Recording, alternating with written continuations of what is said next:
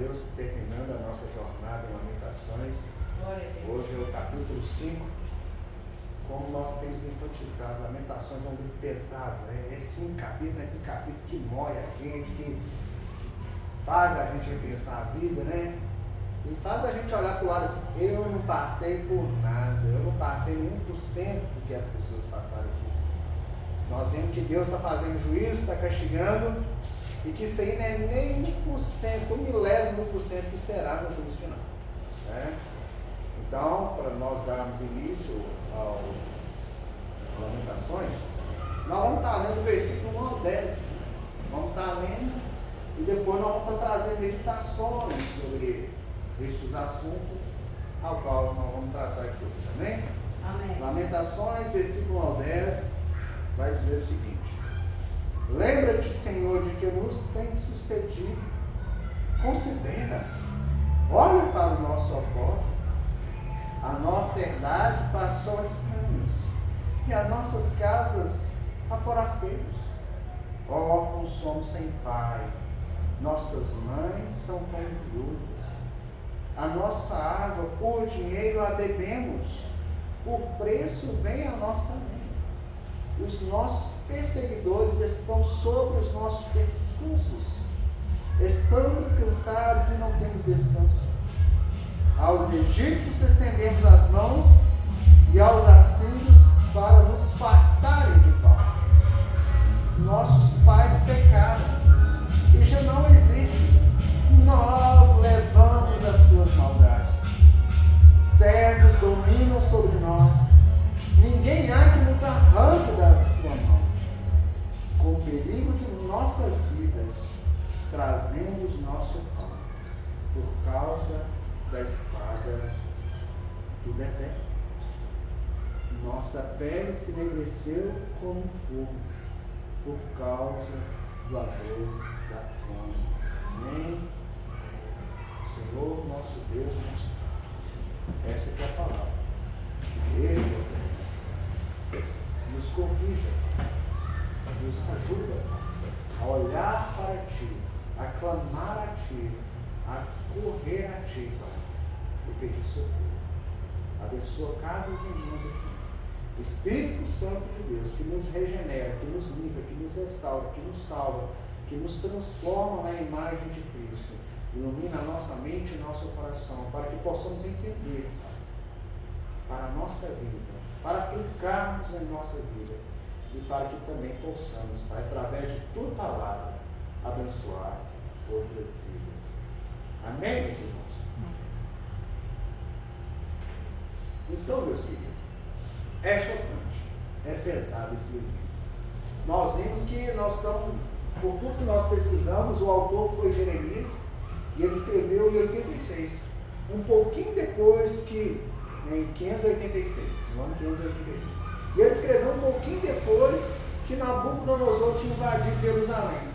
E tudo que está ocorrendo, desde o início que ele iniciou a profetizar, deixa acontecer o exílio e o cerco, tudo lá que é o sofrimento, ele viu tudo o que aconteceu. E ele expressa para nós. E o que? Por mais de 200 anos, meus irmãos, Deus está avisando, Deus está avisando, Deus está avisando. E o povo está com o coração duro, o povo está preferindo ouvir os falsos profetas, o povo está preferindo ouvir os mentirosos, porque a verdade ela é dura. Nós aprendemos que a palavra de Deus, ela nos fere, mas ela também nos cura, ela nos traz refrigério. E no capítulo 1, nós aprendemos que Deus avisa. Quem avisa, amigo é. Deus avisou, eu vou fazer isso com vocês. E o que aconteceu? Aconteceu justamente aquilo que Deus falou que ele ia fazer.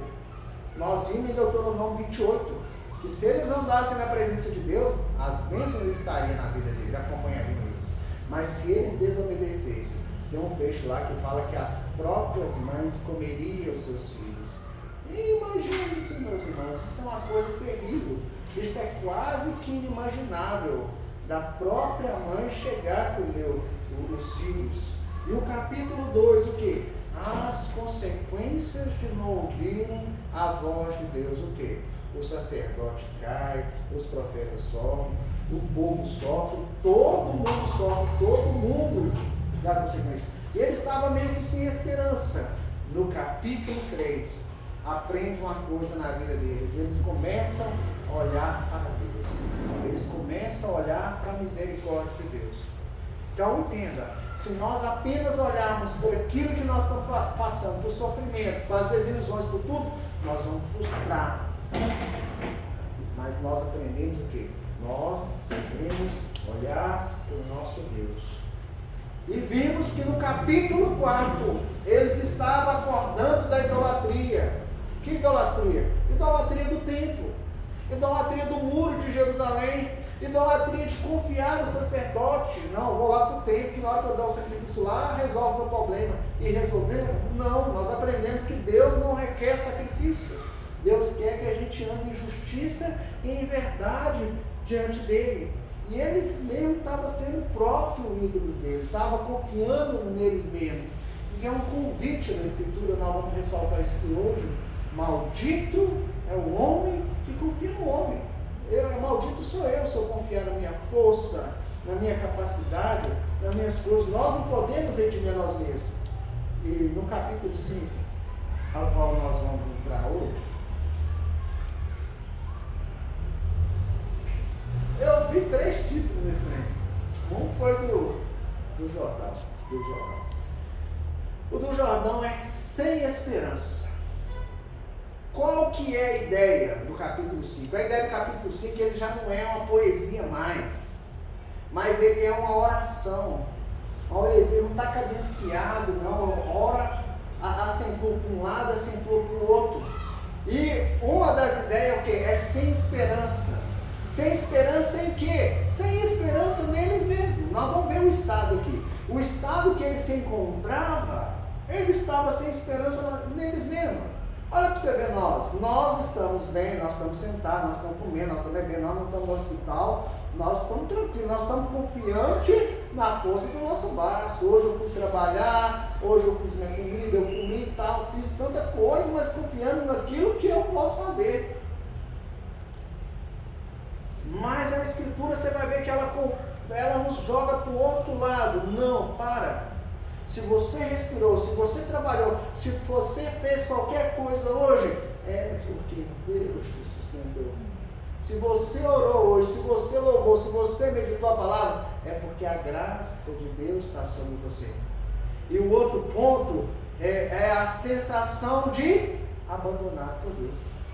Então esses homens já estão no período que eles já estão clamando. Os pais deles já morreram enforcados, os primos já morreram. Já estão só eles lá naquela terra. E nada de mudança. O sofrimento só continua. Continua a opressão, continua tudo. E a sensação é o de quê? É de abandono. Deus não me ouve mais. Ele não tem mais confiança para clamar a Deus. Mas o título que eu escolhi para a minha pregação, embora nós vamos trabalhar em todas essas áreas, orando por socorro. Orando por socorro. Sabe quando chega aquela situação limite, que você olha para um lado, olha para o outro e não vê solução?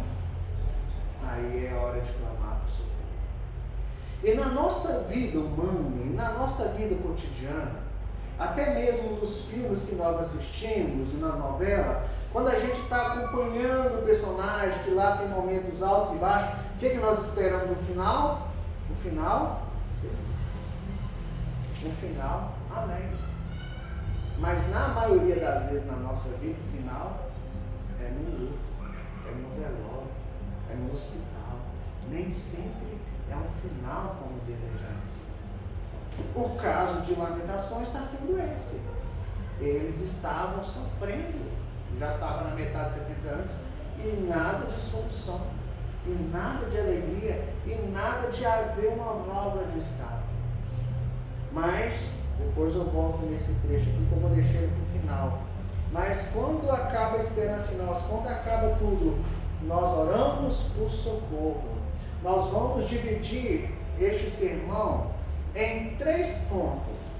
Do versículo de 1 a 10, eu vou tratar de mostrando as feridas para Deus, mostrando as mazelas para Deus. Deus não sabe? Deus sabe, mas o que eles estão escancarando a ferida.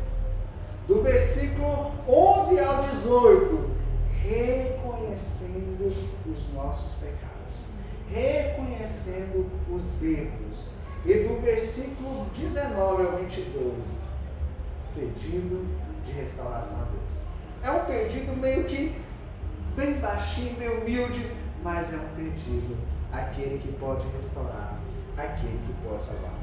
Vamos meditar? Então, primeiro ponto, primeira parte, mostrando as nossas mazelas, mostrando as nossas feridas. Olha o versículo 1. Lembra-te, Senhor, lembra?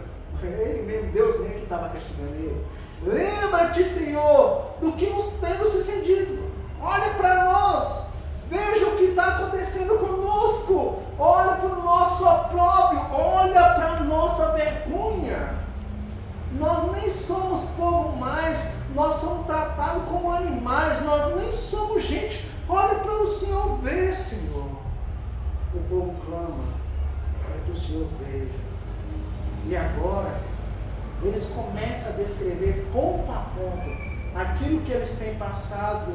Olha o versículo 2. Nós não temos herdade, nós não temos herança. E agora também, meus irmãos, eles estão sem teto. Imagina, você pertence ao Brasil. Aliás, parece que nós fomos apropriados por outra nação, a outra nação que domina nós. Não é que nós temos uma casa, mas se você não pagou o teu então, nós pagamos um imposto, nós vivemos debaixo de um jugo muito pesado. Nós não vivemos, agora tem que falar, né? Famílias com salário mínimo, tendo que pagar aluguel, pagar comida, pagar um tanto de trem. Como é que vai viver? Está debaixo de opressão. Se nós não estamos enxergando isso, nós temos que fazer para isso, Senhor. Olha a nossa opressão. Alivia o nosso jugo, Senhor. Muda a nossa situação. Mas aqui, meus irmãos, nem a casa que eles tinham era deles mais. A herança deles, que passava de família para família, não tem mais. Mas graças a Deus, né? Que vocês têm herança. Não é sua casa, não é seu carro, não é sua conta no carro. A sua herança é Jesus Cristo.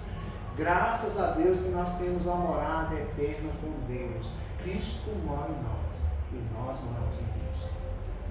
Esse é o nosso consolo. Esse tem que ser a nossa esperança. Eles não estavam tendo isso aqui ainda. Eles estavam olhando por agora. Eles estavam olhando para a situação momentânea. Olha o versículo 4 lá, ó, o versículo 3, fazendo favor, olha o versículo 3. Somos órfãos de pai.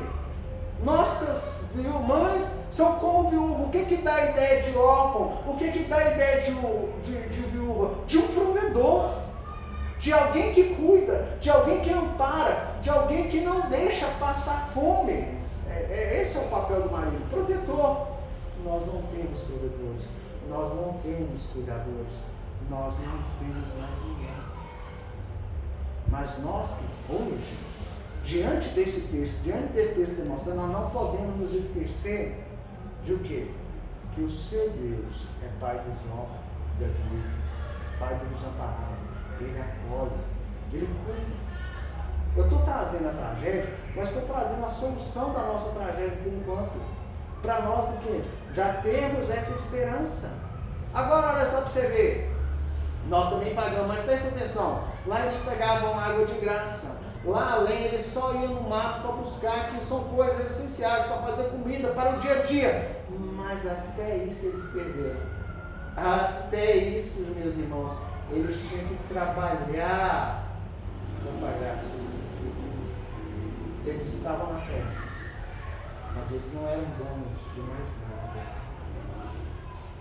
Tudo nessa terra é passageiro. Não se apegue a essas coisas terrenas. Busque o reino dos céus. Olhe para Deus. Busque a Deus.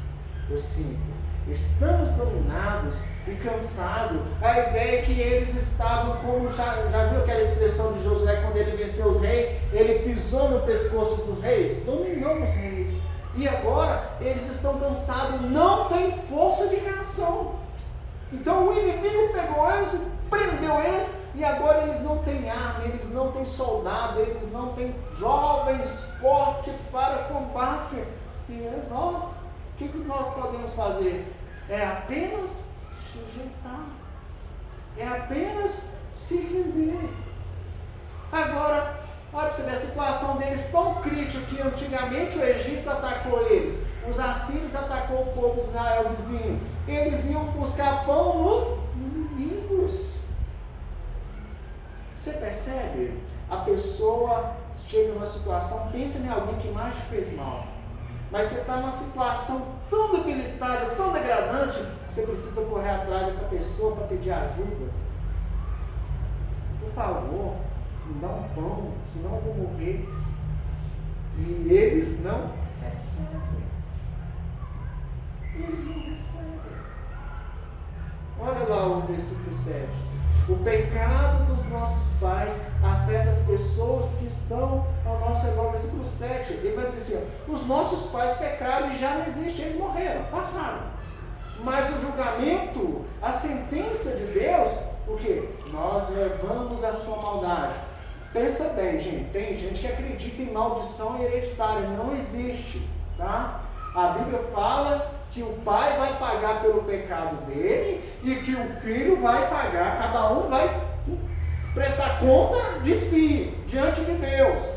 Mas preste atenção, o meu pecado, quando eu peco, quando eu vivo uma vida de pecado, eu sou um pai de família, eu sou um líder espiritual, eu sou um pregador, eu sou um falso profeta, eu sou alguma dessas coisas aí, a minha vida vai atingir a minha família.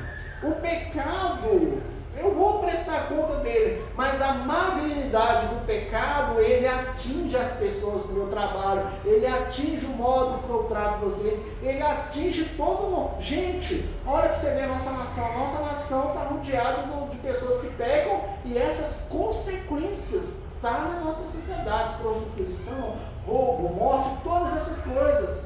Então preste atenção, se nós não zelarmos por andar em santidade, por clamar por misericórdia, nós vamos prestar conta do nosso pecado, mas as pessoas que estão ao nosso redor não vão ver a luz de Cristo, não vai ser transformado, vão sofrer consequências pelo nosso pecado não arrependido. Imagina, meus irmãos, olha quantas igrejas aí que tem falsos profetas. Quem prega mentira está cometendo pecado. O que essas falsas pregações e esses falsos ensinos estão fazendo na vida das pessoas? Estão tirando elas do reino do céu, estão tirando ela a luz de Cristo, estão tirando ela a revelação de que convida elas ao arrependimento, mostrando para elas só prosperidade. Então, uma coisa danificada, uma fruta que está com um podrinho lá, se você não tirar ele ali, ele esparrama para aquela fruta, esparrama para aquelas outras frutas.